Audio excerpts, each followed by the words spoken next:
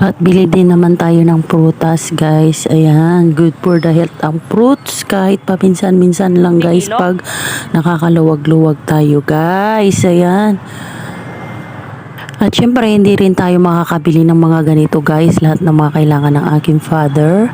Kung wala pong mag-share ng blessing yung tita ko, si Tita Flory at ang aking pinsan, si Cousin Jaisel. Bili tayo ng prutas guys. Avocado.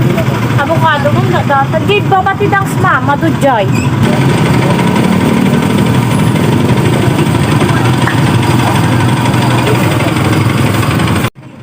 Ayan, bibili ako ng lemon guys para sa ubo ni Pudra Bells. Ayan, maganda yung lemon. 400 po, sir.